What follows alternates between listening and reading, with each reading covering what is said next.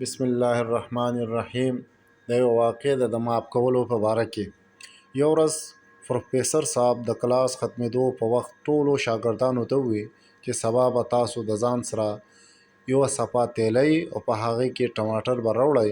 په سبا باندې شاګردانو د ځان سره په تیلی کې ټماټر راوړه. پروفیسر صاحب ورته وویل چې تاسو تیلی نه یوه دانه ټماټرو باندې د هغه کس نوم ولیکئ چې هغه په زندګۍ کې تاسو نه یې معاف کړی. په ټماټرو دانه باندې د هغوی نوم او تاریخ ولیکئ.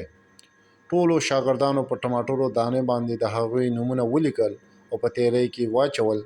کله چې پروفیسر صاحب وکتل بعض شاګردانو تیلی کافي درنې شوې. بیا یې شاګردانو ته ووی دا ستاسو هوم ورک دی. تاسو ټول شاګردان دا تیلی د ځان سره هر ځای ته ګرځوئ ان تر دې چې کله تاسو وده کیږئ دا تیلی به ستاسو د بالښت د لاندې وي چې څه کار هم کوئ چرته هم ځئ خپل خپلوان وکړه هر ځای ته چې ځئ دا تیلی به ستاسو سره نن جمعه ده سبا او بله ورځ ستاسو چوټي ده د پیر په ورځ به د ځان سره دا تیلی راوړئ او بیا به ما ته ووایئ چې تاسو د دې نه څه سبق یې زده کړو.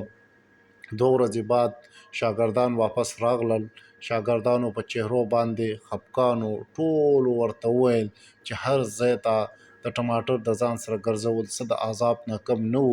قدرتي طور باندې 1 ورځ بعد د ټماټرو حالت په خرابېدو شو. بدبودار او تعفن نه مونږ پوره کډه پریشانه شوه. پروفیسر صاحب په خندا شو او ته وویل چې د دې اکسرسایز نه تاسو څه سبق یې زده کړو. شاګردان خاموشه شو.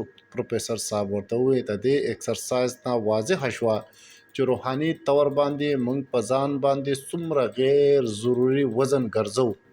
مونږ ته دا اندازه وشوه چې مونږ خپل تکلیف او منفي سوچ د وجې څه قیمت مونږ ته ملاویږي.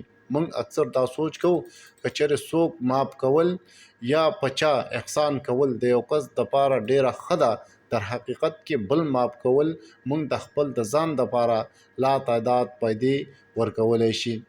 څو پورې چې مونږ د چا نه ناراضه یو د هغه نه د بدلې د اخیستو په چکر کې یو مونږ د چا هیڅ هم نشو کولی بلکې خپله وینه خامخا وچو خپل ځان په مشقت کې او زیات کې اچو او انتقام د اخیستو سوچ د هغه څخه ټماټرو په شان دی چې د کومو بدبودار او تعفن کوي. معاف نه کول زمونږ دماغ او اعصاب باندې یو بوج وي.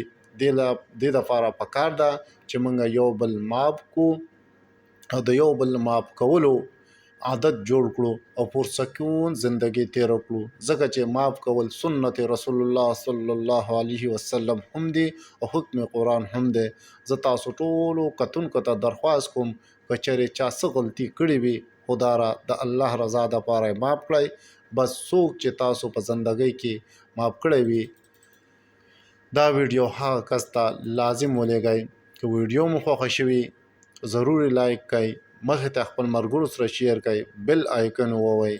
د راتلونکي ویډیو پورې خپل میزبان ذاکر چغرزي له اجازت ورکړئ.